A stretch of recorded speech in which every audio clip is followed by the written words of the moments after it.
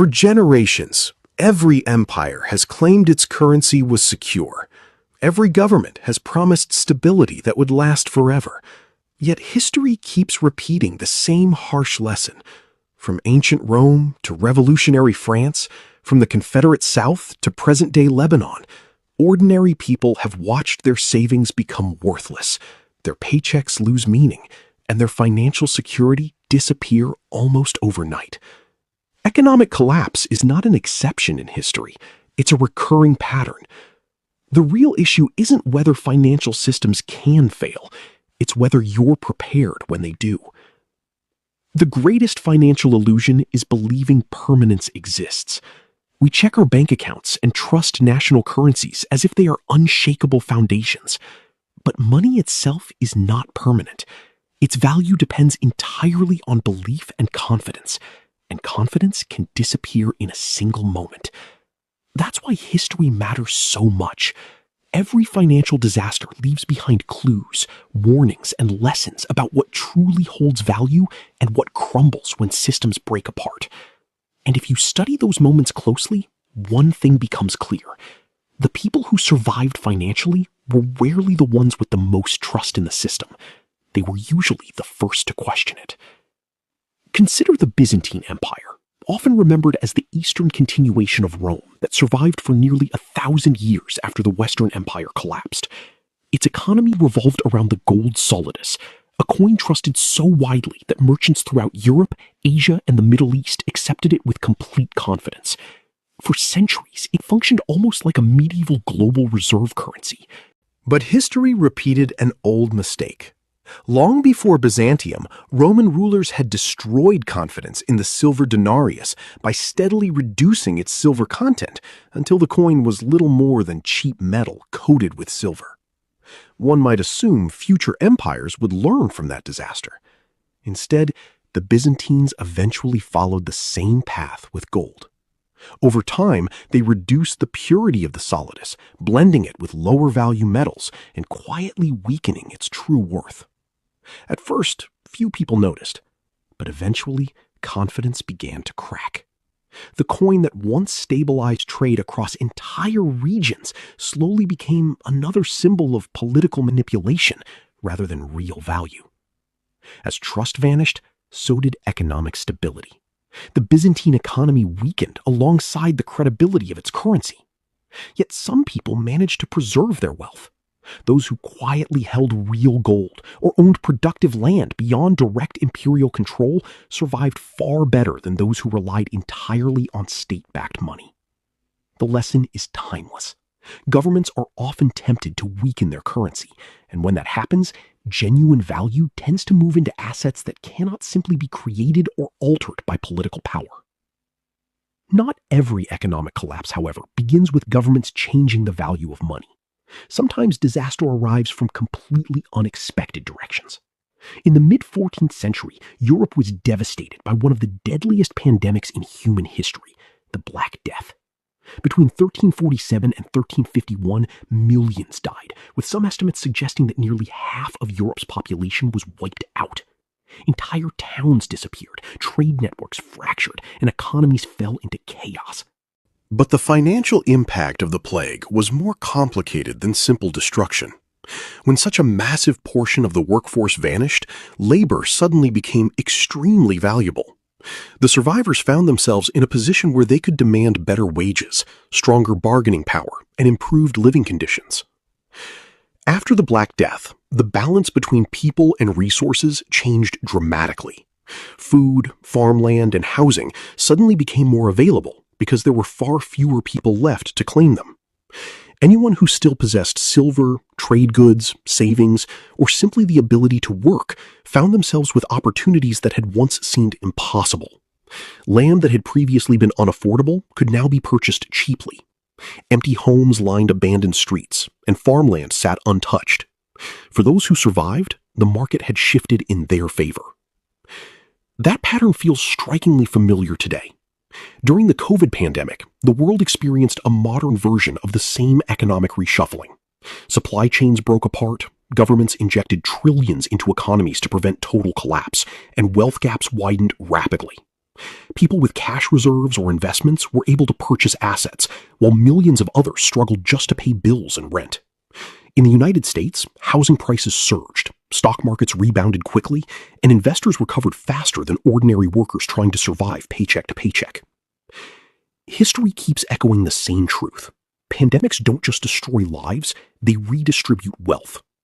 After the Black Death, survivors used labor shortages and falling land prices to improve their position in society. During COVID, those with liquidity acquired property, stocks, and struggling businesses, while others were forced to sell or fall behind. It may be uncomfortable, but crises consistently reward people who have reserves and punish those who do not. And while pandemics reveal how quickly economies can change, the collapse of Renaissance banking in Florence reveals another dangerous reality. Even the most powerful financial institutions can crumble overnight. In the 1340s, Florence stood at the center of European finance. Wealthy banking dynasties, such as the Bardi and Peruzzi, financed trade, kings, and governments across the continent. Their influence seemed untouchable. But they made a catastrophic mistake by lending enormous sums to King Edward III of England during his war campaigns against France. When Edward defaulted on those debts, the consequences were devastating. The banks collapsed, depositors lost fortunes, trade slowed dramatically, and Florence was pushed into economic chaos. Ordinary citizens learned a painful lesson. Institutions that appear invincible are not necessarily secure. Reputation does not guarantee safety, and enormous size does not make a system indestructible. Financial institutions exist to generate profit, not to protect individuals from disaster. When they fail, the public often suffers alongside them. That lesson has repeated itself throughout history. From the Florentine banking collapse to the fall of Lehman Brothers during the 2008 financial crisis to Lebanese banks freezing customer accounts in 2019, the pattern remains unchanged. People who survive these crises are often the ones who understand that institutional promises only hold value until the moment confidence disappears. The American Civil War is usually remembered through battles, political conflict, and the end of slavery. But beneath the military struggle was a fierce financial crisis that transformed the value of money itself. Both the Union and the Confederacy discovered that large-scale war demanded enormous spending, and both governments turned to printing currency to finance it. In the North, the Union introduced greenbacks, paper money backed not by gold, but by confidence in the United States government. Initially, the policy appeared innovative and necessary, but as more currency entered circulation, inflation steadily reduced purchasing power and weakened trust in the money itself. The Confederacy faced an even more extreme collapse. Desperate for funding and resources, Southern leaders printed massive quantities of graybacks. The result was runaway inflation. Prices exploded upward, wages became meaningless, and families discovered that stacks of paper currency could barely purchase basic necessities. By the final years of the war, Confederate money had effectively become worthless. During that collapse, tangible assets became far more valuable than paper promises. Land, food supplies, livestock, gold, and physical goods maintained purchasing power, while currency lost credibility. For ordinary Southerners, the destruction of savings was catastrophic. But for individuals who controlled real assets, the chaos created opportunities to acquire land and wealth at deeply reduced prices. It is an overlooked lesson in American history. The United States has already experienced severe currency instability before. And during that period, financial protection came not from trusting paper money, but from holding assets whose value could not be endlessly inflated away. France would later demonstrate a similar warning during its own revolutionary turmoil, where political upheaval and uncontrolled money creation once again destroyed confidence in currency and reshaped society in brutal ways. In revolutionary France during the 1790s, economic collapse spread with terrifying speed. After overthrowing the monarchy and confiscating church lands, revolutionary leaders introduced a new paper currency known as the assignats. In theory, these notes were backed by the value of seized property and were meant to stabilize the struggling economy. But the government kept printing more and more of them. With every new wave of currency, the value of existing notes weakened further. Inflation surged, wages lagged behind rising prices, and confidence in the money disappeared.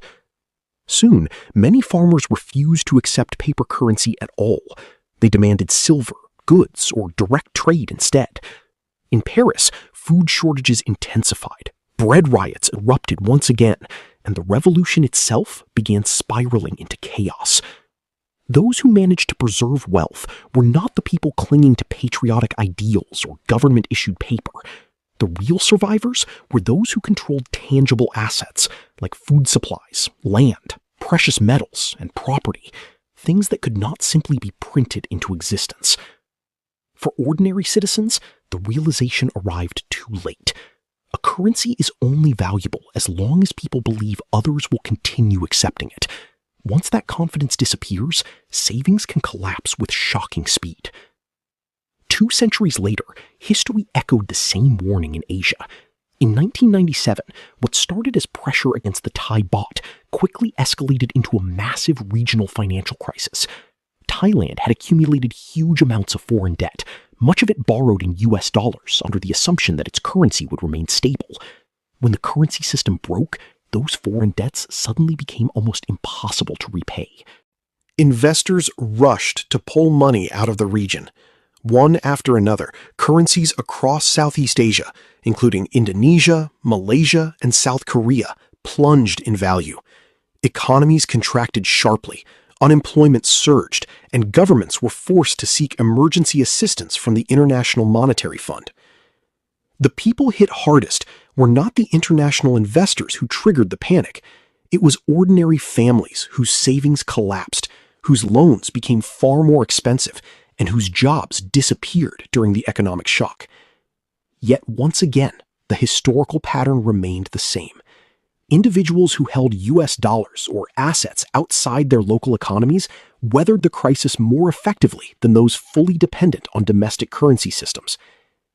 Countries burdened by foreign-denominated debt faced harsh austerity measures, while international financial institutions acquired weakened Asian assets at deeply discounted prices.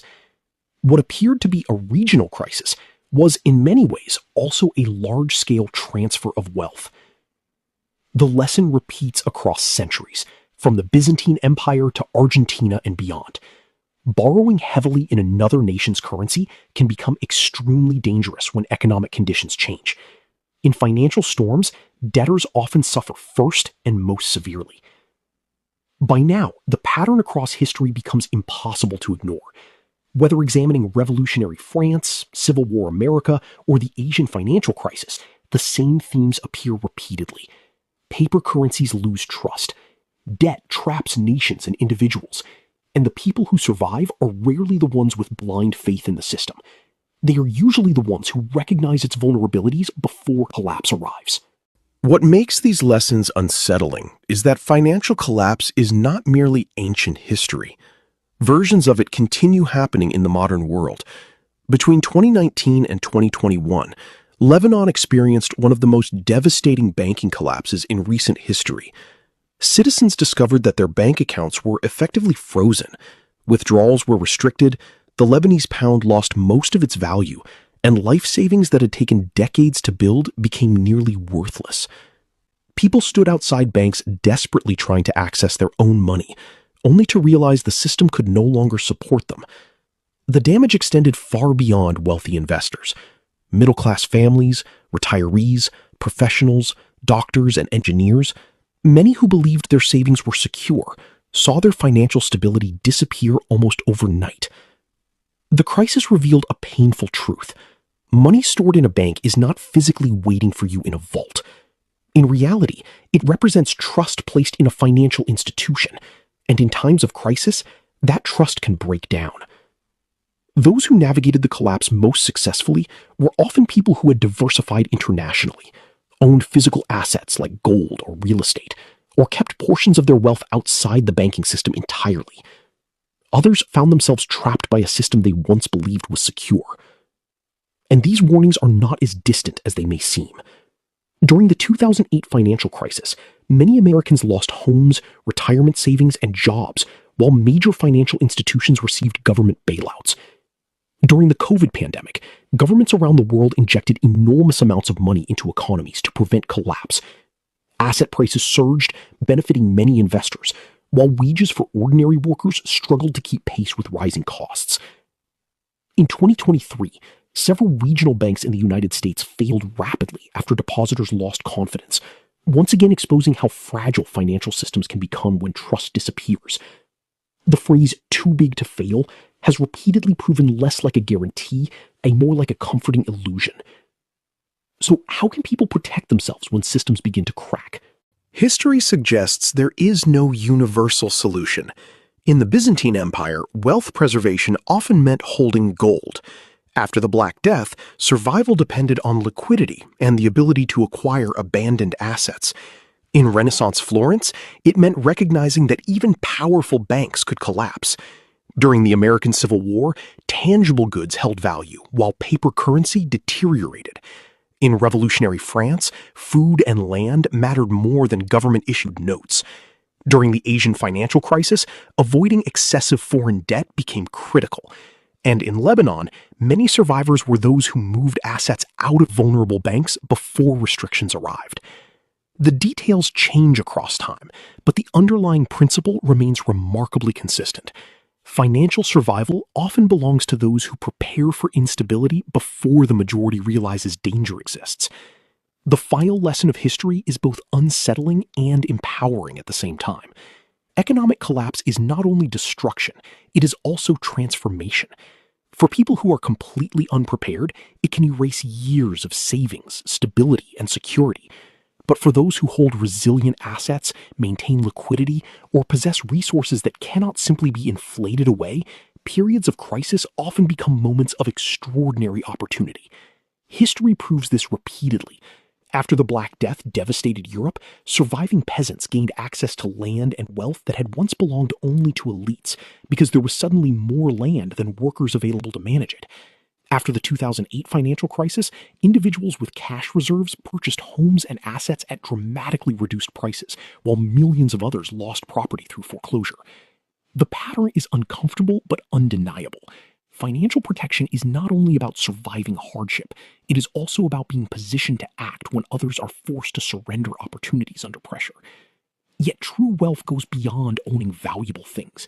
Throughout history, the people who emerged strongest from crises were not always the ones with the largest fortunes. Often, they were the people capable of creating value when the system around them was breaking apart. The baker who could still provide food, the craftsman who could repair essential tools, the farmer who could feed families and communities, the merchant who could move goods between regions when trade networks struggled.